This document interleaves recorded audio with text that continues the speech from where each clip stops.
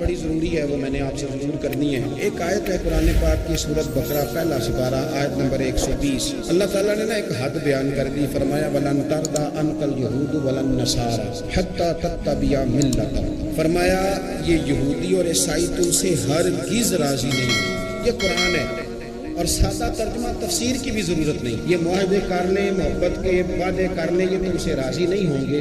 کب راضی ہوں گے؟ حتیٰ تتبع ملتہم، یہاں تک کہ تم ان کے دین کی پیروی کرنے لگ جاؤ۔ میرا جب پہلی دفعہ پاسپورٹ بنا تو میں نے سارا پڑھا، کتابیں پڑھنے کا شوق تھا شروع سے۔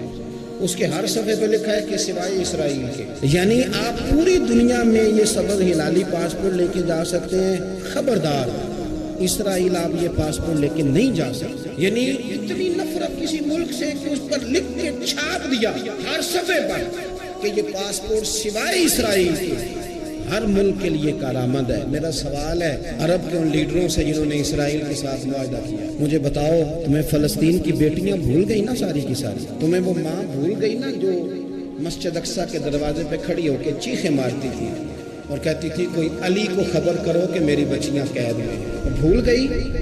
تمہیں وہ بہن بھول گئی نا جس پر شراب کی بوتل انڈیلتے تھے اسرائیل کے فوجی؟ وہ آپ کو ابھی بھی ویڈیو مل جائے گی۔ وہ انڈیلتے تھے شراب کی بوتلوں سے، پکڑتے تھے، دست درازی کرتے تھے، اور وہ بیٹی کہتی تھی یا رحمت اللہ۔ بھول گیا تمہیں وہ سارا کچھ؟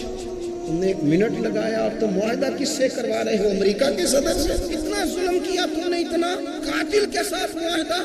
کیا سمجھتے ہو فلسطین والوں کا کوئی والی وارث نہیں؟ سنو، میرے رسول کریم صلی اللہ علیہ وسلم نے فرمایا میرا کوئی مالدار امتی دنیا سے چلا جائے پیسے جائیدادیں چھوڑ کر، نبی پاک صلی اللہ علیہ وسلم نے فرمایا مسلمان ایک جسد واحد کی طرح، ایک جسم کی طرح، ایک حصہ تکلیف میں ہو تو دوسرا اس کی درد محسوس کرتا ہے۔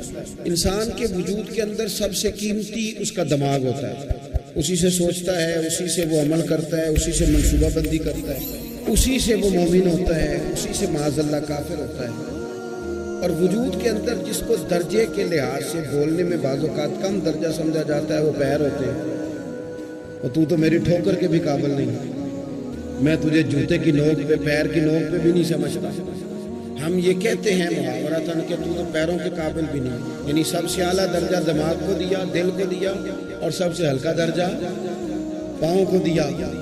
لیکن مجھے بتلائیے گا اگر کبھی پاؤں کی سب سے چھوٹی انگلی چھنگلیا چیچی اس میں اگر کبھی زخم لگ جائے، جسم کا سب سے اعلیٰ حصہ دماغ ہے، دماغ نے کبھی یہ کہا ہے کہ چھوڑو یہ تو سب سے نچلا درجہ ہے، نہیں جانا ڈاکٹر کے پاس، اتنا ٹائم کہاں ہے، رہنے دو، چھوٹی سی تو انگلی ہے، خیر ہے؟ ایسا کبھی ہوا ہے؟ دماغ فوراً کہتا ہے کہ باقی کام بعد میں کریں گے، پہلے ڈاکٹر کا پتہ کرو، اس کو مرہم پٹی کراؤ، کیونکہ اسے پتہ ہے کہ اگر یہاں درد رہی تو باقی جسم میں بھی درد رہے گی۔ اور یہ بھی پتہ ہے دماغ کو کہ اگر میں نے یہاں علاج نہ کرایا انگلی کا تو کہیں پیر بھی سارا زخمی نہ ہو جائے، اور اگر پیر کا علاج نہ کرایا تو ٹانگیں اور باقی وجود تک بھی زخم نہ آ جائے۔ لہذا دماغ جلدی فیصلہ کرتا ہے، ٹیسٹ کرانے کا، چیک اپ کرانے کا، دوائی لینے کا، مرہم پٹی کا۔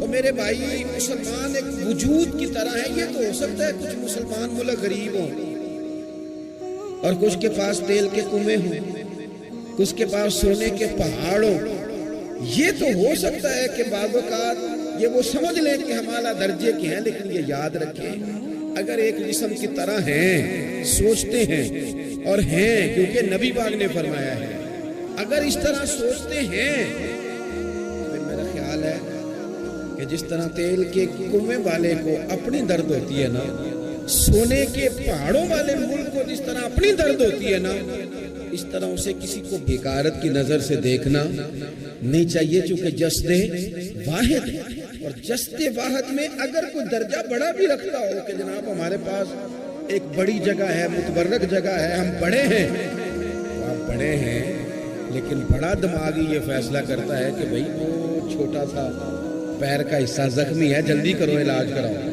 لیکن بڑے دماغ والا کہے کہ میرا گھر تو محفوظ ہے۔ معراج کی بات کرنے کا تو اب وقت آیا ہے، اس لیے کہ معراج کا سارا واقعہ تو مسجد اقصیٰ کے گرد گھومتا ہے۔ سبحان الذی اسری بعبدہ لیلا من المسجد الحرام الی المسجد الاقصیٰ۔ حضور نے معراج کی رات مسجد اقصیٰ میں نماز پڑھائی، اور ایک بار پھر سے طیبہ سے فلسطین میں آ، راستہ دیکھتی ہے پھر مسجد اقصیٰ سے۔ ایک بار حضور گئے تھے مکے سے مسجد اقصیٰ، اور پھر حضور فرماتے ہیں جب میں واپس گیا نا تو کفار نے چونکہ مسجد اقصیٰ دیکھی ہوئی تھی تو مجھ سے پوچھنا شروع کر دیا کہ مسجد اقصیٰ کی کھڑکیاں کتنی ہیں، دروازے کتنے ہیں، پلر کتنے ہیں۔ جب انہوں نے سوال جواب کیے تو حضور فرماتے ہیں کہ رب کریم نے مسجد اقصیٰ کو اٹھا کے میرے سامنے رکھ دیا۔ میں دیکھتا جاتا تھا، بتاتا جاتا تھا، کہہ لوں بات کر لوں۔ ایک دفعہ حضور مکے سے مسجد اقصیٰ آئے اور ایک دفعہ مسجد اقصیٰ میرے نبی کی زیارت کے لیے مکے گئے، حضور کی زیارت کے لیے مکہ شریف گئے۔ اور میرے نبی تو صرف کسی چیز کی طرف ایک دفعہ دیکھ لیں تو وہاں رحمت کے پھول کھلتے ہیں۔ مسجد اقصیٰ کی طرف منہ کر کے 17 مہینے میرے نبی نے نماز پڑھی ہے۔ مسلمانوں پتہ ہی کوئی نہیں، ہماری خبریں ہی اور ہیں، ہمارا درد ہی اور ہے، ہمیں پتہ ہی نہیں بم کہاں برس رہے، ہمیں یہ خبر ہی نہیں۔ اور میں اس دور میں تقریریں کر رہا ہوں جہاں سوتوں کو جگانا نہیں پڑتا، جاگتوں کو جگانا پڑے گا۔ سیانے لوگوں کو سمجھانا ہمارے دل میں لگ گیا، کیا کرے گا؟ اس قوم کو سکھانا پڑتا ہے جسے پتہ سارا ہے، لیکن جان بوجھ کے آنکھیں ہماری بند ہیں۔ یہ مولوی کو بات کرتا تو لوگ کہتے دیکھو مولوی گالی دیتا ہے، لیکن اگر قائد اعظم محمد علی جناح کہے کہ اسرائیل امریکہ کی ناجائز اولاد ہے تو پھر تو تمہیں ہضم کر لینا چاہیے، پھر تو لیبرل کو بھی ہضم ہونا چاہیے نا کہ قائد اعظم نے کہا ہے۔ اور اس ناجائز بچے کو تم نے اتنی طاقتیں دے دی کہ وہ مسلمانوں کے قبلہ اول میں نماز پڑھنے والوں کو بھی نہ بخشے۔ کہاں گئی تمہاری وہ انسانی حقوق کی بڑی بڑی تنظیمیں، کدھر گئی؟ اور میرا پاکستانی میڈیا سے بھی سوال ہے، چند دن پہلے سیالکوٹ میں ایک واقعہ ہوا، ناانصافی ہو گئی جی، ناانصافی ہو گئی جی ایک بی بی کے ساتھ۔ ہر بندے نے شور مچایا، بڑے بڑے طوفان اٹھتے ہیں، کیوں ہوا جی کیوں ہوا؟ مسجد اقصیٰ کی توہین ہو گئی تو پھر طوفان کیوں نہیں اٹھا؟ ٹاک شو کیوں نہیں ہوئے؟ بحثیں کیوں نہیں ہوئی؟ میں اس موم بتی مافیا کا کیا کروں؟ ان لبرل لوگوں کا کیا کروں؟ ان کے سپورٹروں ووٹروں کا کیا کروں؟ ان سیاسی جماعتوں کے کارکنوں کو کیا نام دوں کہ جو ان فضول بحثوں میں تو وقت ضائع کرتے ہیں، اور وہ مسجد اقصیٰ جس کے بارے میں میرے نبی پاک صلی اللہ علیہ وسلم سے ایک صحابیہ نے پوچھا تھا، یا رسول اللہ مسجد اقصیٰ میں نماز پڑھنا کتنا کو بہتر ہے باقی نمازوں کے مقابلے میں؟ تو حضور نے فرمایا 1000 گنا بہتر ہے۔ بی بی عرض کرنے لگی، سونیا میں جا تو نہیں سکتی، دل بڑا کرتا ہے۔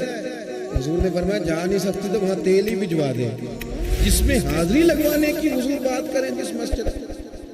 اور نبی پاک علیہ السلام نے فرمایا خاص کر کے سفر کرنا ہوا تو 3 مسجدوں کے لیے کرنا، ایک مسجد حرام بیت اللہ کے لیے، ایک مسجد نبی کے لیے، اور تیسرا مسجد اقصیٰ کے لیے۔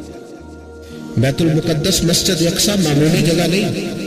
حضور نے فرمایا 3 سفر کرو تو سمجھنا ہم عبادت کر رہے ہیں۔ کون کون سے؟ فرمایا اگر بیت اللہ جاؤ تو عبادت سمجھ کے جانا، مسجد نبی کی طرف جاؤ تو عبادت ہے، اور مسجد اقصیٰ کی طرف جاؤ تو یہ بھی عبادت ہے۔ اور فرمایا مسجد اقصیٰ میں جس نے ایک نماز پڑھی اسے 25,000 نمازوں کا ثواب ملے گا۔ اور میرے رسول پاک نے یہ وہ مسجد ہے جس کے ساتھ معراج شریف جڑا ہوا ہے۔ قرآن پاک نے کہا کہ اس مسجد میں سبحان اللہ اسریٰ بعبدہ لیلا من المسجد الحرام الی المسجد الاقصیٰ۔ مسلمانوں قرآن کہتا ہے کہ تمہارے معراج کی شان رسول پاک کی مسجد اقصیٰ سے جڑی ہے۔ جس محبوب کو رب معراج کرائے تو مسجد اقصیٰ میں لا کے کرائے۔ وہ جگہ معمولی جگہ ہے، وہ معمولی جگہ ہے مسجد اقصیٰ۔ نبی پاک نے وہاں نبیوں کی امامت کرائی، 17 مہینے اس مسجد کی طرف منہ کر کے تیرے اور میرے رسول نے نمازیں پڑھی۔ چھوٹی جگہ ہے، اور پوری دنیا کا مسلمان اسے چاہیے شرم سے گڑ جائے۔ ایک امریکہ کا صدر بول کے کہتا ہے کہ اسرائیل کو اجازت ہے اسے دارالحکومت بنائے، اور مسلمان حکمران بیان دے رہے ہیں ظالموں لٹیروں، تم اپنی سیاستیں چمکانے کے لیے پہلے ایک دوسرے کو گالیاں دیتے ہو، پھر اکٹھے بیٹھ جاتے ہو نمبرنگ کرنے کے لیے۔ تم دین کے اس مسئلے میں سارے اکٹھے کیوں نہیں بیٹھے؟ سارے پاکستان کے سیاستدانوں کو، علماء اور مشائخ کو چاہیے تھا ایک پیج پہ اکٹھے ہوتے، اکٹھے بیٹھ کے ایک بیان ہی دے دیتے، ایک بات ہی کر دیتے. پھر میرا سلوٹ ہے ترکی کے صدر کو، پھر میرا سلوٹ ہے ترکی کے صدر کو. اس نے بہت عرصہ پہلے کہا تھا مسجد اقصیٰ میری خواب میں آئی تھی اور رو کے کہتی تھی آئے مجھے کوئی صلاح الدین ایوبی کا ماننے والا، کوئی آئے مجھے بچائے. کہتے میری خواب میں آئی تھی اور روتی تھی، کہتی تھی کوئی آئے. اور ایک شاعر نے کہا مسجد اقصیٰ نبی پاک کو بھی بلاتی ہے، کہتی ہے ایک بار پھر طیبہ فلسطین میں آ، راستہ دیکھتی ہے پھر مسجد اقصیٰ تیرا، ایک بار پھر سے طیبہ سے فلسطین میں آ، راستہ دیکھتی ہے پھر مسجد اقصیٰ تیرا. کوئی بولا نہیں اتنا مقدس مقام، چھوٹے چھوٹے بیان، کہیں اکٹھے ہو جاؤ، میں بتاتا ہوں تمہیں مسئلے کا حل کیا ہے. میں بتاتا ہوں، دو کام کرو. ایک کام وہ کرو جو حضرت سلمان فارسی نے کیا تھا. سنو حل سنو مسئلے کا. میں چھوٹا آدمی ہوں پر حل سنو مسئلے کا. زندگی میں ایک کام مسلمان کر لے، جٹ بن کے، بٹ بن کے، رائی بن کے، پاکستانی، مصری، سعودی بن کے بڑا جی لیا. ایک کام وہ کرے جو حضرت سلمان نے کیا تھا. جب ایک کافر نے پوچھا آپ کا نام کیا ہے تو فرمایا میرا نام اسلام ہے. بولیے سارے میرا نام ہے. کہا تمہارے باپ کا نام؟ فرمایا اسلام. دادا کا نام؟ کا اسلام. پردادا کا نام؟ بازو تیرا توحید کی قوت سے کمی ہے، اسلام تیرا دیش رسول مصطفی ہے. ایک کام وہ کرو جو حضرت سلمان نے کیا تھا. کافر جب پوچھے تو کہو ہم سارے اسلام ہیں. ہم سارے کیا ہیں؟ ہم پہلے مسلمان ہیں، باقی بعد میں کچھ اور چیز. دوسرا کام وہ کرو جو حضرت امیر معاویہ نے کیا تھا. سن لو یہ حال ہے اس مسئلے کا. سنو حضرت مولا علی شیر خدا رضی اللہ تعالیٰ عنہ اور جناب امیر معاویہ کی جنگ ہو رہی تھی، لڑائیاں ہو رہی تھی، اختلافات تھے، فوجیں بیٹھی تھی. حضرت مولا علی اور جناب امیر معاویہ کی جنگ ہو رہی تھی تو روم کے بادشاہ نے، عیسائی بادشاہ نے حضرت علی کو خط لکھا کہ میں تیرے اوپر حملہ کرنے والا ہوں. خط لکھا نا حضرت علی کو، تو جواب حضرت امیر معاویہ نے دیا. چاہیے تھا نا مولا علی جواب دیتے، حضرت امیر معاویہ بولے اور بول کے کہنے لگے اور روم کے کتے ہم گھر میں جتنا مرضی لڑے، یہ نہ سمجھنا تو علی پہ حملہ کرے گا تو میں تماشا دیکھوں گا. فرمایا تو علی پہ حملہ کر تو صحیح، علی سپہ سالار ہوگا اور امیر معاویہ اس کا سپاہی ہوگا. گھر میں جتنا مرضی لڑے پر رسول اللہ کے نام پہ ہم اکٹھے ہو جایا کرتے. یہ رسول اللہ کا دین ہے، اس پہ ہم اکٹھے ہیں، یکجان ہیں. فرمایا علی سپہ سالار ہوگا اور امیر معاویہ سپاہی ہوگا. اکٹھے نکلیں گے اور کفر کو بتائیں گے کہ اگر تم مسلمانوں کی طرف دیکھو گے پھر ہم یکجان ہیں. پھر ہم بولیے پھر ہم گنبد خضرا کے سائے تلے ایک ہیں، ایک ہیں، ایک تھے اور ایک رہیں گے. اس لیے یہ دو کام اگر مسلمان کرے، دو کام ٹھیک ہے، اختلاف ہو گئے، بڑا کچھ ہو گیا، لیکن ان سے کہیں کہ جب تم آؤ گے تو پھر ہمیں لہدا نہیں پاؤ گے، پھر ہمیں تم اکٹھے پاؤ گے، اکٹھے میدان میں نکلیں گے. اور کوئی اتنی لمبی چوڑی بات نہیں. میں کیا کروں، میرا تو آئیڈیل بنتا جا رہا ہے طیب اردگان. عجیب بات ہے نا کہ اس کے پاس اپنی طاقت آپ سے کمزور ہے، آپ کی تگڑی ہے. اس کے پاس جو فوجی طاقتیں ہیں وہ اپنی جگہ پر آپ کی فوجی طاقتوں کا لوہا مانتی ہے دنیا. لیکن پھر مجھے کہنے دو نا، میدان میں بندہ ایٹمی طاقت سے نہیں لڑتا، ایمان کی قوت سے لڑتا ہے. اور بول اٹھا ہے نا، کیا کر لیا اس نے اپنی پارلیمنٹ سے خطاب کیا ہے، مطالبہ ہے، علماء سے گزارش ہے، مشائخ سے گزارش ہے، ہر مکتبہ فکر کے آدمی سے گزارش ہے، علماء اور سیاستدانوں سے اپیل ہے کہ پارلیمنٹ کا مشترکہ اجلاس بلائیں. مشترکہ اس میں ہر سیاسی جماعت کا لیڈر بیٹھے اور اکٹھے بیٹھ کے ان کو یہ میسج دے کہ بازو تیرا توحید کی قوت سے کمی ہے، اسلام تیرا دیش ہے تو مصطفی. اور ان کو بتائیں کہ ہزاروں قومیں وجود میں آئیں، دہر میں خشک تر کے رشتے سے ہم نے بنیاد دوستی رکھی، یاد خیر البشر کے رشتے سے. مسلمان نہیں ہوتا. صلاح الدین ایوبی اپنے خیمے میں بیٹھے تھے، بی بی آ گئی. اس قبیلے کا کوئی شخص مسلمان نہیں ہوتا. بی بی آئی، آگے کہنے لگی میرے 4 بیٹے جنگ میں کھو گئے، چھوٹے چھوٹے بچے جنگ میں کھو گئے، مل نہیں رہے. فوجیوں کو حکم دے مجھے میرے بچے تلاش کر کے دے. صلاح الدین ایوبی نے جھٹ پر سر پہ امامہ باندھا، نیزہ پکڑا، سینے بند باندھا، اپنے جبے کو سمیٹا اور بات کہنے لگی تو کدھر جا رہا ہے؟ کہنے لگا میں خود تیرے بچے تلاش کر کے دوں گا۔ صلاح الدین چند سپاہی ساتھ گلی گلی نکلے، گلی گلی فجر کے نکلے، اثر ہو گئی، تھک گئے، 2 نمازیں صحرا میں پڑھی، جنگل کے اندر پہنچے تو ایک کونے میں 4 بچے ایک جگہ ڈرے اور سہمے ہوئے بیٹھے ملے۔ صلاح الدین ایوبی اٹھا کے لائے، ماں کو کہنے لگے تیرے بچے ہیں، نکلا اس لیے تھا کہ میرے نبی نے فرمایا بچے جدا ہو تو ماں کو درد بڑا ہوتا ہے، اور میرے رسول نے فرمایا تھا جب جنگ کرنے جاؤ تو کھیت برباد نہ کرنا، فصلیں تباہ نہ کرنا، بچوں کو ماں سے جدا نہ کرنا۔ فرمایا میں سوچ رہا تھا تیرے بچے کہیں میری وجہ سے جدا ہو گئے تو مصطفیٰ کو جواب کیا دینا؟ فرمایا تیرے بچے ڈھونڈ کے لایا ہوں۔ بچے ماں کے پاس آنے لگے تو ماں نے بڑے بیٹے کے منہ پہ تھپڑ مارا۔ کہتا ہے کیا ہوا؟ کہنے لگے تو نے سنا نہیں کہ دشمن کے بچوں کی اتنی حفاظت کرتا، میرے پاس نہ جا، اس کے قدموں میں بیٹھ جا، جس نبی کے غلام اتنے سچے ہیں وہ نبی کتنا سچا ہوگا۔ بنو قریظہ اور بنو نذیر 2 محلے تھے یہودیوں کے۔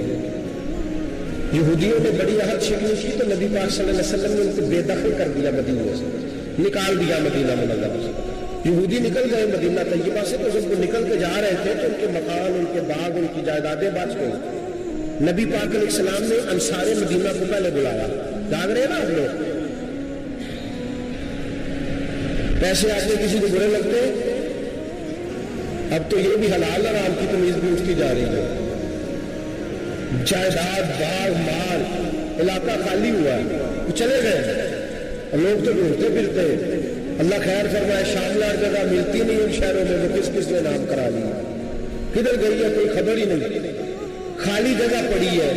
میرے نبی پاک علیہ السلام نے پہلے انصار مدینہ کو بلایا، حضور نے فرمایا انصاریوں بہت بڑی جائیدادیں یہودیوں کی، بنو نذیر اور بنو قریظہ محلے خالی ہو گئے، میرا دل کرتا ہے میں تمہیں دے دوں، اس لیے کہ تم نے اپنے مہاجر بھائیوں کے ساتھ بڑا تعاون کیا، جائیدادیں تم نے دے دی ہیں، مکانات دے دیے ہیں، بڑا کچھ تم نے دیا، میرا دل کرتا ہے وہ تمہارے نام کر دو۔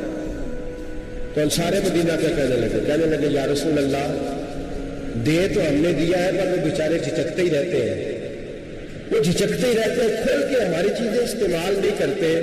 تو حضور ہم تو پہلے انصار ہیں، ہمارے پاس بڑا کچھ ہے، آپ مہربانی فرمائیں وہ سارا کچھ مہاجروں کو دے دے مہاجرین کو ہمیں نہیں چاہیے۔ اب چلے گئے بات کر کے، میرے حبیب پاک نے مہاجروں کو بلا لیا، فرمایا بنو نذیر اور بنو قریظہ قبیلے کی جائیدادیں آئی ہیں، تمہارے پاس بظاہر جو چیزیں ہیں بھی وہ بھی انصار مدینہ کی ہیں، تو میرا یہ خیال ہے کہ وہ سارا کچھ تمہیں دے دیا جائے۔ ابو بکر صدیق رضی اللہ تعالیٰ عنہ کہنے لگے یا رسول اللہ صلی اللہ علیہ وسلم ہمارے انصار بھائیوں نے ہمارے لیے دل تک کھول دیے ہیں، حضور انہوں نے ہر چیز بانٹ کے ہمارے سامنے رکھ دی ہے، ہم اتنے خود غرض ہے کہ سارا کچھ لپیٹ جائے۔ کہ حضور ہمارے پاس جو مکان ہے وہ ہے، ہم کاروبار کر رہے ہیں، تجارتیں کر رہے ہیں، مزدوریاں کر رہے ہیں، ہم انشاءاللہ اور بنا دیں گے، آپ یہ ہماری طرف سے ہمارے انصار بھائیوں کو گفٹ کر دیں، آپ انہیں دے دیں۔ میرے حبیب کی آنکھوں میں آنسو آ گئے، میرے نبی پاک علیہ السلام رو پڑے، یا رسول اللہ کیوں روتے ہیں؟ فرمایا تمہارا یہ بھائی چارہ قائم رہا تو اللہ اسلام کو بڑی قوتیں عطا فرمائے گا، اللہ طاقتیں دے گا اسلام کو، اگر تمہارا یہ رنگ قائم رہا، یہ انداز، میرے غلاموں تمہارے یہ طور طریقے، کہ بھائی کہتا ہے دوسرے کو، دوسرا کہتا ہے تیسرے کو۔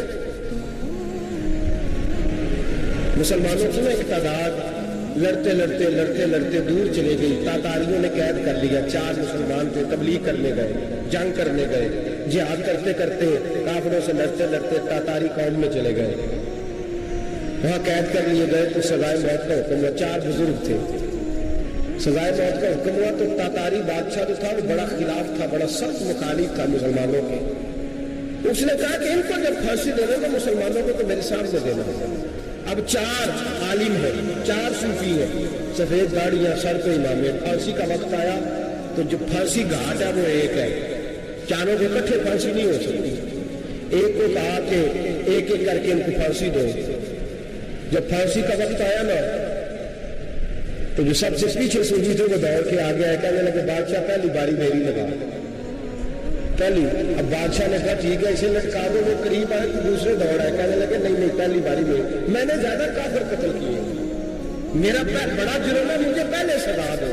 ان کو پھانسی دینے لگے تو تیسرے آ گئے, کہنے لگے کہ یہ جو میرا قتل کرتا تھا رستے میں بتایا کرتا, ڈھونڈ کے میں بتلاتا تھا کہ یہاں زیادہ تعداد ہے, مجھے پہلے پھانسی دو. تیسرے کے ساتھ بات ہو رہی تھی تو چوتھا دورہ آیا, کہنے لگا یہ رستے بتاتا تھا, یہ تبلیغ کرتا تھا, یہ سارا کچھ کرتا تھا, لیکن کہا یہ کہتے تھے چلو واپس چلتے ہیں, میں جانے نہیں دیتا تھا. میں کہتا تھا اور کافر مارنے اور علاقے فتح کرنے, میرا جرم بڑا ہے, مجھے پہلے پھانسی دو. بادشاہ کہنے لگا مجھے 35 سال ہو گئے حکومت کرتے, بڑی دنیا کو پھانسی دی ہے, لوگ تو ایک دوسرے کو دھکے دیتے ہیں کہ پہلے تو جا, پہلے تو جا, اور تم کیسی قوم ہو کہ ایک دوسرے پہ قربان ہو رہے ہو. کہنے لگا تم ایک باپ کی اولاد ہو, جان رہے آپ لوگ, تاتاری بادشاہ کافر بادشاہ اسلام کی مخالفت کرتے ہیں, ایک باپ کی اولاد ہو کا نہیں, ایک قبیلے کے رہنے والے ہو کا نہیں, ایک ملک کے رہنے والے ہو نہیں. اس نے کہا رشتہ کیا ہے تمہارا, رشتہ کیا ہے؟ تو بول کے کہنے لگے خدا ایک ہے, نبی ایک ہے, خدا ایک ہے اور نبی منفرد ایک ہے. اس قوم کی نقصان بھی ایک ہی سب کا نبی, اللہ بھی, قرآن بھی ایک. کیا ہی اچھا تھا ہوتے اگر مسلمان بھی ایک, جو تو سید بھی ہو, مرزا بھی ہو, افغان بھی ہو, تم سبھی کچھ ہو, بتاؤ کہ مسلمان بھی ہو. فرمایا ہمارا اللہ ایک ہے, نبی ایک ہے. تو کہا پھر ایک دوسرے پہ جان کیوں دیتے ہو؟ فرمایا ہمارے نبی نے ہمیں بھائی بھائی بنا دیا ہے, بھائی کا دل نہیں کرتا اس کی آنکھوں کے سامنے بھائی چلا جائے, ہمارا دل نہیں کرتا پہلے مجھے دے, پہلے مجھے دے. بادشاہ کہنے لگا تمہارا جذبہ مجھے متاثر کر گیا, جاؤ میں تم چاروں کو آزاد کرتا ہوں, تمہیں آزاد کرتا ہوں. میرے دوستوں یہ رنگ تھا, دیکھے نا, یہ اس دھرتی نے نظام دیکھا نا, اس فلک نے پہلی بار دیکھا, اس زمین نے پہلی بار. اور میرے حوصلہ فرمایا کرتے تھے زمین تڑپ کے روئی, اس نے پہلی دفعہ دیکھا. احد کا میدان ہے, 3 صحابہ تپتی ہوئی زمین پہ زخموں سے چور چور پڑے ہیں.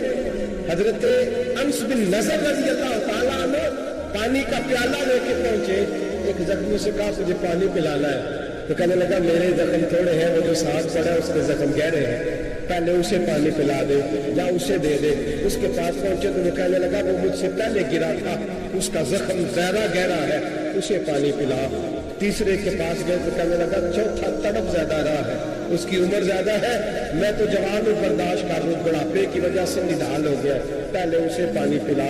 چوتھا کہنے لگا پانچویں کے پاس جا, پانچواں کہنے لگا چھٹے کے پاس جا. حضرت انس بن نضر کہتے میں رو پڑا, میں نے کہا محمد کے غلام رسول نے تمہیں کیسا جذبہ دے دیا ہے, زبانیں پیاس سے باہر ہے لیکن تمہاری امت مرتے دم تک قائم ہے.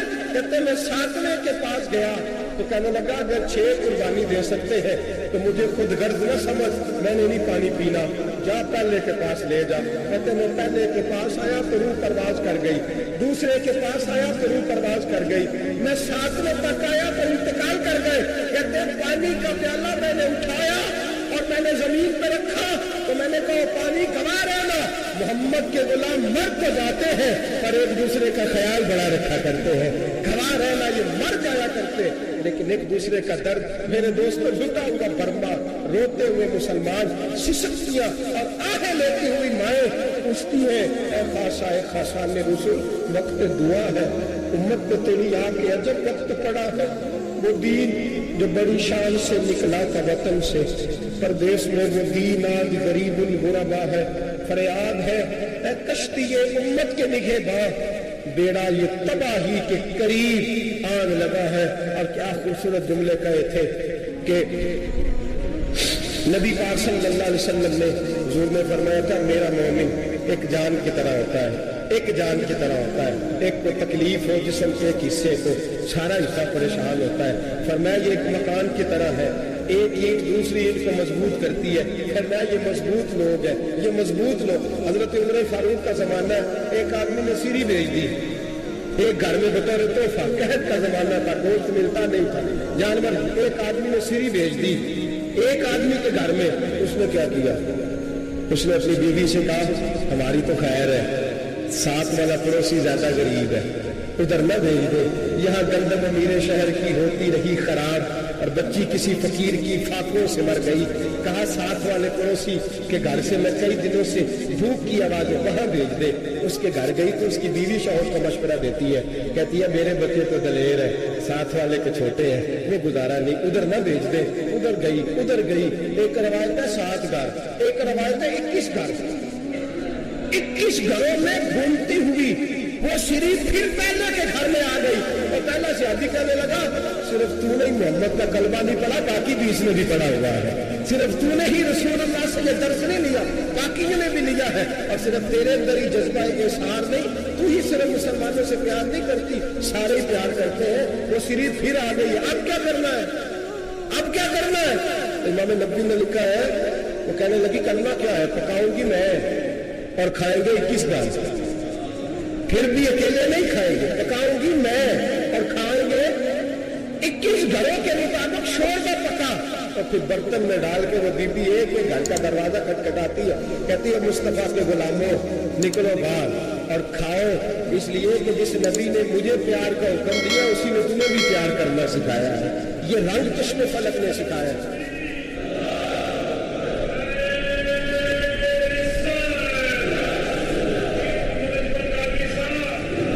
آپ کی بڑی مہربانی. زندہ باد وہی ہے جس کو اللہ رسول زندہ باد فرمائے. بڑی مہربانی, اللہ جزا دے. عرض یہ کرنے جا رہا تھا کہ رسول کریم صلی اللہ علیہ وسلم نے پیغام دیا اللہ کو. فرمایا دیکھیں نا کتنے بڑے لفظ ہیں. یہ نہیں فرمایا دوزخ میں جائے گا, یہ نہیں فرمایا کہ اسے جہنم کی سزا ملے گی. میرے نبی نے فرمایا میں اسے مومن مانتا ہی نہیں, میں اسے مسلمان اپنا مانتا ہی نہیں. حضور کسے فرمایا جو پیٹ بھر کے کھاتا ہے اور اس کا ہمسایہ بھوکا سو جاتا ہے. میں مومن ہی نہیں مانتا. سزا تو تب ملے گی نا کہ جب میں کسی سزا کا اعلان کروں. میں مانتا ہی نہیں, وہ میرا ہے ہی نہیں. خود پیٹ بھر کے کھا رہا ہے, ہمسایہ اس کا بھوکا. میں نہیں مانتا مومن بھائی بھائی, میں مانتا ہی نہیں اسے. اور میرے حبیب پاک اتنے بڑے لفظ حدیث میں اور کہیں نہیں ملیں گے, آپ اتنے بڑے جملے کہیں نہیں ملیں گے. میرے نبی پاک نے فرمایا اللہ کہے گا قیامت کے دن کون اتنے بڑے لفظ حدیثوں میں ملتے نہیں جتنے یہ ہے. حضور نے فرمایا رب فرمائے گا بندے سے کہ میں تیرے پڑوس میں بھوکا تھا, تو نے مجھے روٹی کیوں نہیں کھلائی. کون کہہ رہا ہے؟ اللہ کا. میں بھوکا تھا, تو نے روٹی نہیں دی. میں ننگا تھا, تو نے کپڑا نہیں دیا. میں پیاسا تھا, تو نے پانی نہیں پلایا. میں بیمار تھا, تو ایمانداری. یا اللہ نہ تو کھاتا ہے, نہ پیتا ہے, نہ کپڑا پہنتا ہے, نہ تو بیمار ہوتا ہے. لاتا خلوص نہ تم ولا دو, تجھے بیماری آتی نہیں, اونگ نیند نہیں آتی. میرے مالک تو میرے پڑوس میں تھا. حضور فرماتے ہیں رب فرمائے گا وہ جو بندہ تیرے پڑوس میں بھوکا تھا تو بندہ تو میرا ہی تھا نا. وہ جو بندہ تیرے پڑوس میں ننگا تھا تو بندہ تو میرا ہی تھا نا. وہ جو تیرے پڑوس میں پیاسا تڑپتا رہا تو وہ میرا ہی بندہ تھا. تو دوائی لینے جائے تو بڑے اسپتال میں اور اس بیچارے کو 20 روپے پرچی کے لیے میسر نہ آئے تو میرا ہی بندہ تھا. میرے دوست خیال کر اور یاد رکھ, یہ جو ہمسائے ممالک میں ظلم ہوتے ہیں, زیادتیاں ہوتی ہیں. ہمارے گھر کا پنکھا اچھا چلتا ہے, ہم جلوس اس وقت نکالتے ہیں جب ہماری لائٹ بند ہوتی ہے. ہم جلوس اس وقت نکالتے ہیں جب ہمارا ایسٹ ہمیں تنگ کرتا ہے. ہم اس وقت درد محسوس کرتے ہیں جب ہمارے گھر تک آگ آ جاتی ہے. یہ جو باہر آگ جل رہی ہے یہ تیرے گھر بھی آ سکتی ہے. یہ جو باہر فساد ہو رہا ہے یہ تیرے دروازے تک آ سکتا ہے. میرے رسول پاک نے ایک جان, مسلمان کو ایک جان قرار دیا. مجھے بتائیے انگلی کو کٹ لگ جائے, مسلمان ایک جان ہے نا, انگلی کو لگ جائے کٹ, دماغ کہتا ہے میں نے نہیں سوچنا اس کے بارے میں, میں نے اس کے درد کو محسوس ہی نہیں کرنا. انگلی کی درد ہے, انگلی جانے اس کا کام جانا. ایسے ہی ہوتا ہے نا. بولے پیروں سے کہتے ہیں, انگلی کہتی ہے چاہے ڈاکٹر کے پاس, پیر کہتے ہیں نہیں میں نے نہیں جانا. انگلی کا کام ہے انگلی جائے. ایسے ہی ہے نا.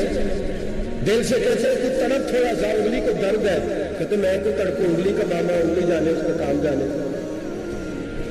ٹیلی فون کرنا ہے ڈاکٹر صاحب کا پتہ کرنا ہے, دکان کرتا ہے میں نے نہیں بات سننی ڈاکٹر صاحب کی, زبان کرتی ہے میں نے نہیں بولنا, انگلی جانے. ایسا ہوتا ہے. پیر احتجاج کرتے کہ میں نے ڈاکٹر کے پاس, میں کوئی چکر کھاتا پھروں ڈاکٹر کی دکان کی, انگلی کو درد ہے انگلی جانے. ایسا ہوتا ہے بھائی. میرے رسول پاک نے فرمایا مسلمان ایک جان ہے. تو درد برما کے مسلمانوں کو ہو رہا ہے تو پاکستانی کہہ رہے ہیں کوئی بات نہیں, وہ جانے ان کا کام جانے. ایک جان ہے نا, درد ہونا چاہیے, تکلیف ہونا چاہیے. پھٹے پہ باتیں ہوتی ہیں اس موضوع پہ, شاملی پہ گفتگو ہوئی ہے اس موضوع پہ, آپ کی صوبائی اسمبلی میں اس موضوع پہ بولی ہے, آپ ٹرمپ کے کونسل اس موضوع پہ بولے ہم تو اپنی اپنی سیاست اپنے اپنے تماشے اپنے اپنے چکروں میں لگے ہوئے. وہ دریا کے اندر سسکتے مسلمان، بنگالی کہتے ہیں ہمارے نہیں، برمی کہتے ہیں ہمارے نہیں، پاکستانی کہتے ہیں ہمارے نہیں، ترکی کہتے ہیں ہم کس کے ہیں؟ وہ کس کے ہیں؟ وہ اللہ کے بندے ہیں، محمد عربی کے غلام ہے صلی اللہ علیہ وسلم. میرے دوستو، کیا ہمیں کیا غرض ہے؟ وہ جانے ان کا کام جانے. یہ جب تیرے پیروں تک آگ آئے گی پھر تجھے پتہ چلے گا یہ بڑی سخت آگ ہے. آج جس کافر نے برما پر عرصہ دراز تنگ کیا، مسلمان تھوڑے تھوڑے مفاد لینے کی خاطر نا بنو عباس اور بنو امیہ کی جنگ چل رہی تھی. بنو عباس جو تھے وہ غالب آ گئے، بنو امیہ جو تھے ان کی حکومت ختم ہو گئی. تو عیسائیوں نے بنو امیہ سے کہا کہ ہم تمہارے ساتھ تعاون کرتے ہیں، ہم تمہارے ساتھ تعاون کرتے ہیں اور بنو عباس پہ غلبہ پا کے تمہیں حکومت دلاتے ہیں. بنو امیہ بڑی جدوجہد کر رہے تھے بادشاہی کے لیے، لیکن انہوں نے کہا کہ ہم لڑ رہے ہیں، کوشش کر رہے ہیں، لیکن ہمیں کسی کافر کی مدد کی ضرورت نہیں. ہم جتنا مرضی لڑیں لیکن کافروں کے ہاتھوں بنو عباس کو مروانے کو ہم تیار نہیں.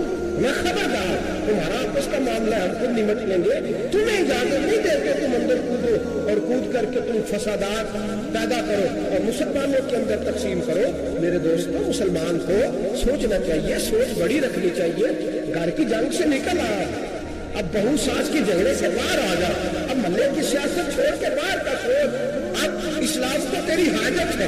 اب پوری دنیا جب مسلمان کو دیکھے نا، فیس بک یوز ہوتی ہے، اس پہ نوجوان جب اسلام کی بات کرنے لگے گا، اس پر جب بڑا اسلام کی بات کرنے لگے گا، پوری دنیا میں پیغام جائے گا کہ مسلمان اب جاگنے لگا ہے، مسلم خابیدہ بیدار ہونے لگا ہے، اب اس کی آنکھیں کھلنے لگی ہے، اب یہ اپنے مذہب کی بات کرتا ہے، اب یہ اپنے ملک سے، صوبے سے، برادری سے نکل کر بولتا ہے. اب یہ کہتا ہے کہ بازو تیرا توحید کی قوت سے قوی ہے، اسلام تیرا دیش ہے، تو مستقبی ہے.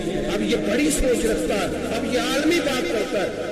میرے دوستو، ہمارا تو حال یہ ہے، امام اعظم ابو حنیفہ کا فتویٰ ہے، آپ فرماتے ہیں جو مولوی عالمی حالات سے باخبر نہ ہو، وہ جمعے کی تقریر نہ کرے تو مسلمانوں کی رہنمائی نہیں کر سکتا. عالمی حالات سے وہ خبردار نہ ہو. تو جس کو چھٹی ہو جائے، تو نے ختم نہیں پڑھا، دوڑ جا مسجد سے، تو ختم نہیں پڑتا، ہمارے تجھے پتہ ہی نہیں دکان رہتا ہے، بھاگ جا. وہ عالمی حالات پہ بات کرے گا، کیونکہ بیچارے کو تو پتا میری سویرے چھٹی ہو جائے گی. سیاست کا لفظ چھیڑا نہیں تو میں گیا نہیں. یاد رکھے، وہ جو بیداری ہے، وہ جو اعلیٰ ذرفی ہے، وہ جو بڑی سوچ ہے، وہ جو ملت کی سوچ ہے، وہ جو قومیت کی سوچ ہے، وہ جو آگے بڑھنے کا زاویہ، وہ تو اندر بات کرتا ہے. گلا تو گھونٹ دیا اہل مدرسہ نے تیرا، گلا تو گھونٹ دیا اہل مدرسہ نے تیرا. تجھے تو مدرسے والوں نے پلیٹ پکڑا دیا کہ جا سویرے لنگر اکٹھا کر کے لا اور دوپہر کو روٹیاں مانگ کے لا اور دیکھ آج مرا کون ہے، ختم کس کا پڑھنا ہے. تو گلا تو گھونٹ دیا اہل مدرسہ نے تیرا. اب کہاں سے آئے گی صدا لا الہ الا اللہ؟ تو گھونٹ دیا تیرا گلا، تو کیسے بڑی بات کرے گا؟ بڑی بات کے لیے بڑی سوچ چاہیے، بڑی توجہ چاہیے، بڑی کوشش چاہیے، بڑا حوصلہ چاہیے. مسلمان چھوٹی چھوٹی لڑائی میں، چھوٹی چھوٹی جنگ میں، ایک دکاندار دوسرے دکاندار سے لڑ رہا ہے، گلی والا دوسری گلی والی سے لڑ رہا ہے، محلے والا محلوں پہ اعتراض. ایک شہر میں رہنے والے میں نے دوسرے محلے پہ اعتراض کرتے دیکھے. یقین کرے، ایک شہر میں رہنے والے، علاقے میں بسنے والے کہتے ہیں بھائی توبہ ہے اس محلے کو، اللہ ہی بچائے. لا حول ولا قوت. وہ جو تقسیم در تقسیم کی سوچ ہے، اس نے چھوٹے چھوٹے ٹکڑوں میں مسلمانوں کو بانٹ دیا ہے. چھوٹی چھوٹی تقسیم ہے، چھوٹا چھوٹا ہمارا مزاج ہے، چھوٹی سوچ ہے. بڑی سوچ کی بات سنیے.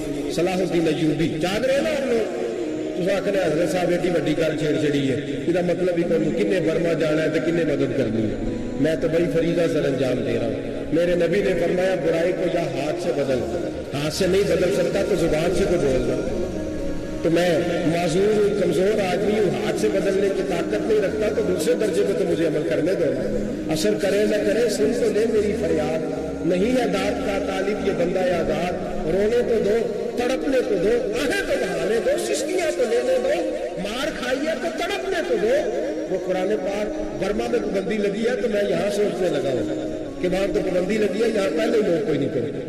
معاذ اللہ تعالیٰ حالات دن بدن مسلمانوں کے لیے ایک ایک کر کے. افغانستان میں جو آگ لگی تھی، پھر وہ عراق میں بھی لگی، پھر وہ لیبیا میں بھی لگی، پھر وہ مصر میں بھی لگی، پھر وہ یمن میں بھی لگی، سعودی عرب میں دھماکے ہوئے. میرا دل تڑپا ہے، مجھے پریشانی ہوئی.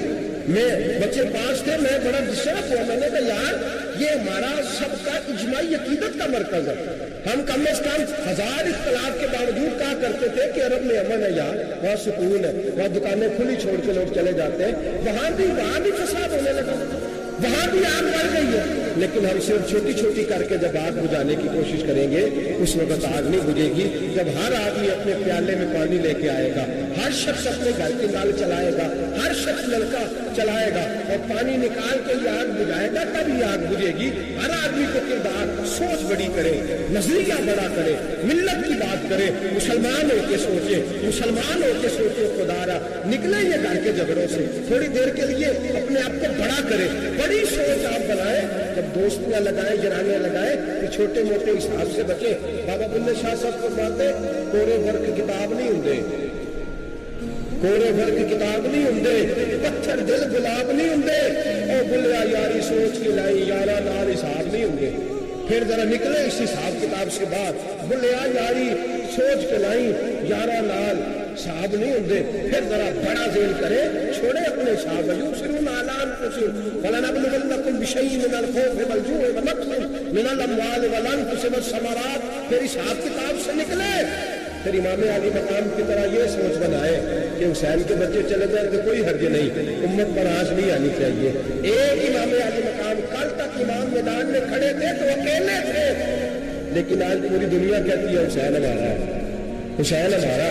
آج نظریہ امام علی مقام زندہ ہے، تو اکیلا تو کھڑا ہو، یہ نہ کہا تھا چھوٹی سی مسجد ہے، ایک کونے کا کھڑکاوا مولانا تقریر کر رہے ہیں تو کیا بنے گا، ایک آواز کہیں سے گونجا کرتی ہے، پھر اس میں تاثیر میرا اللہ پیدا فرما دیا کرتا ہے، پھر اس کے اندر قوت میرا رب پیدا فرما دیا کرتا ہے، پھر اللہ اس میں تاثیر پیدا کر کے 4 دانگ عالم میں پھیلا دیا کرتا ہے۔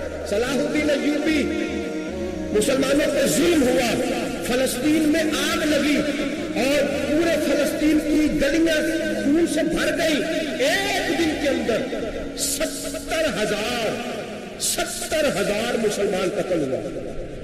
گھوڑے سے سڑکوں سے چلا نہیں جاتا تھا، گھوڑے پھسلتے تھے، اتنا خون تھا، اور کچی سڑکیں تھی، اتنا خون تھا، پہلے کچی زمین میں خون پیا، پھر خون اس سے باہر آیا، پھر بھی اتنا 70,000 آدمی قتل ہوا۔ صلاح الدین ایوبی کون تھے؟ میرے غوث اعظم جیلانی کے مدرسے کے طالب علم تھے۔ جامعہ نظامیہ مدرسہ، یہ مدرسے ہیں جنہوں نے دین کے مجاہد پیدا کیے، مدارس ہے انہوں نے دین کے مجاہد پیدا کر کے پوری دنیا کے اندر پھیلائے ہیں۔ مدارس کے اندر دہشت گردی آئی، میں اختلاف نہیں کرتا، لیکن ابھی بھی مدرسے ہیں جن مدرسوں سے رسول اللہ کے دین کا سچا درس دیا جاتا ہے، امن پیار اور محبت کی فضا کو عام کیا جاتا ہے وہ مدارس، اور انشاءاللہ قیامت کی صبح تک وہ مدرسے قائم رہیں گے۔ صلاح الدین ایوبی مدرسے کے طالب علم ہے، مدرسے کا، لیکن مدرسہ اس کا تھا جو 7 درویش بھی تھا، جو 7 اللہ رسول کے احکامات محبت کے ساتھ پھیلانے والے غوث اعظم جیلانی کا مدرسہ تھا، اس مدرسے کا پڑھنے والا طالب علم دیکھے نا، علم دین شہید کون تھا؟ نعتیں پڑھنے والا تھا نا، ختم دلانے والا تھا، آمد چیمہ شہید کون تھا؟ نعتیں پڑھنے والا تھا نا۔ یہ نعتیں وہ چیز ہوتی ہے جو دلوں کے اندر اثر پیدا کر دیتی ہے، جو نبی پاک کی محبت کو پروان چڑھاتی ہے، اور یہی چراغ جلے گا کہ روشنی ہوگی۔ صلاح الدین ایوبی اکیلا اپنے دوستوں سے کہنے لگا مسلمانوں کی مدد، چند سالوں میں نکلو مدد کرے۔ انہوں نے کہا تیرے نکلنے سے کیا ہوگا؟ کہنے لگا میں نے نہیں نکلنا، میرے اللہ نے میری مدد کر دی ہے، میرے اللہ نے میری اٹھ باندھ کمر، کیا ڈرتا ہے پھر دیکھ خدا کیا کرتا ہے، تو میں مجھے نکلنے دے، اللہ میری مدد کرے گا۔ تھوڑا تھوڑا کر کے فوج جمع کی، کوشش کی، چند سالوں کے بعد اسی جگہ جہاں مسلمانوں کا خون بہا تھا اللہ نے اسلام کا جھنڈا پھر سے بلند کر دیا۔ صلاح الدین ایوبی فاتح بن کے مسجد اقصی کے دروازے پہ کھڑا، چند سال گزرے، عیسائیوں کا اپنا وہ ظلم ابھی یاد ہے، اور عیسائی سارے لیڈر کہتے ہیں تیاری کر لو، اب ہمارے بچے کاٹے جائیں گے، عورتیں بیوہ ہوں گی، گردنیں کٹیں گی، اب دیکھنا جتنا خون ہم نے بہایا تھا مسلمان اس سے دگنا بہائیں گے۔ صلاح الدین ایوبی گھوڑے پہ کھڑے ہیں اور پوچھتے ہیں او عیسائیوں بتاؤ تمہارے ساتھ کیا کروں؟ گردنیں جھک گئی، جواب کوئی بھی نہیں۔ تم نے 70,000 مسلمان ایک دن میں مارا تھا، بولو تمہارے ساتھ کیا کروں؟ تم نے ایک دن میں مسلمان یوں کاٹے جیسے گاجر مولی کاٹی جاتی ہے، بولو کیا کروں؟ عیسائی کہنے لگے ہمیں اپنے ظلم یاد ہے، تشدد یاد ہے، بربریت یاد ہے، تو بہتر جانتا ہے تمہیں کیا کرنا ہے۔ صلاح الدین ایوبی گھوڑے پہ فاتح کھڑا ہے، آنکھوں میں آنسو آئے، تڑپ کے رویا، کہنے لگا میں تمہارے ساتھ وہی سلوک کروں گا جو میرے مصطفیٰ نے قریش مکہ کے ساتھ فرمایا تھا، لا تسرب علیکم، جاؤ تم پر کوئی زیادتی نہیں، جاؤ تم آزاد ہو۔ اس نے کہا تو کر کیا رہا ہے؟ کہنے لگا میں کیا کروں، میں اس محمد کا ماننے والا ہوں جس نے معاف کرنا سکھایا ہے صلی اللہ علیہ وسلم، میرے پیروں میں زنجیر ہے رسول اللہ کی غلامی کی، جاؤ تم آزاد ہو۔ اس نے کہا تم آزاد ہو، لوگوں نے کلمہ پڑھنا شروع کر دیا، اشہد ان لا الہ الا اللہ واشہد ان محمدا عبدہ۔ سارے قبیلے کے کچھ نہ کچھ لوگ مسلمان، ایک قبیلہ رہ گیا مسلمان نہیں ہوتا۔ صلاح الدین ایوبی اپنے خیمے میں بیٹھے تو ایک بی بی آ گئی، اس قبیلے کا کوئی شخص مسلمان نہیں ہوتا، بی بی آئی، آگے کہنے لگی میرے 4 بیٹے جنگ میں کھو گئے، چھوٹے چھوٹے بچے جنگ میں کھو گئے، مل نہیں رہے، فوجیوں کو حکم دے مجھے میرے بچے تلاش کر کے دے۔ صلاح الدین ایوبی نے جھٹ پر سر پہ امامہ باندھا، نیزہ پکڑا، سینے بند باندھا، اپنے جبے کو سمیٹا اور بات کہنے لگی تو کدھر جا رہا ہے؟ کہنے لگا میں خود تیرے بچے تلاش کر کے دوں گا۔ صلاح الدین چند سپاہی ساتھ ہیں، گلی گلی نکلے، گلی گلی فجر کے نکلے، اثر ہو گئی، تھک گئے، 2 نمازیں صحرا میں پڑھی، جنگل کے اندر پہنچے تو ایک کونے میں 4 بچے ایک جگہ ڈرے اور سہمے ہوئے بیٹھے ملے، صلاح الدین ایوبی اٹھا کے لائے، ماں کو کہنے لگے تیرے بچے ہیں، نکلا اس لیے تھا کہ میرے نبی نے فرمایا بچے جدا ہو تو ماں کو درد بڑا ہوتا ہے، اور میرے رسول نے فرمایا تھا جب جنگ کرنے جاؤ تو کھیت برباد نہ کرنا، فصلیں تباہ نہ کرنا، بچوں کو ماں سے جدا نہ کرنا۔ فرمایا میں سوچ رہا تھا تیرے بچے کہیں میری وجہ سے جدا ہو گئے تو مصطفیٰ کو جواب کیا دینا؟ فرمایا تیرے بچے ڈھونڈ کے لایا ہوں۔ بچے ماں کے پاس آنے لگے تو ماں نے بڑے بیٹے کے منہ پہ تھپڑ مارا، کہتا ہے کیا ہوا؟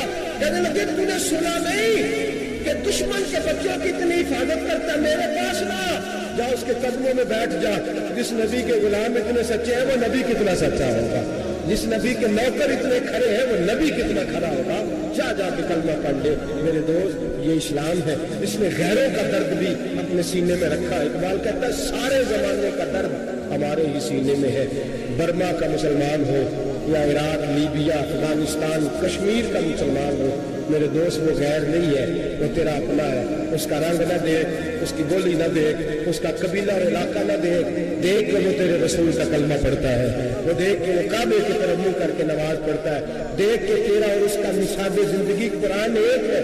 میرے دوست کچھ نہیں کر سکتا تو دعا تو کر دیا کر، کچھ نہیں کر سکتا تو التجا تو کر دیا کر، اللہ کے حضور یہ تو کہا کر کہ اللہ مسلمان جہاں بھی ہیں تو ان کی مدد فرما، اللہ مسلمان جہاں بھی ہیں تو ان کی غیبی امداد فرما۔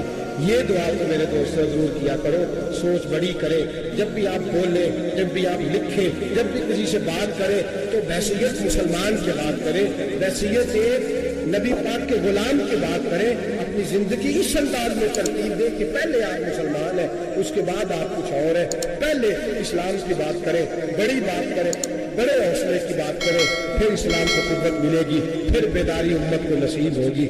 اللہ کریم برما کے مسلمانوں کو اپنی رحمت کی ٹھنڈی چھاؤں نصیب فرمائے، ہمیشہ مدحت خیر العالم میں گزرے۔ دعا ہے یہ عمر درود ہو۔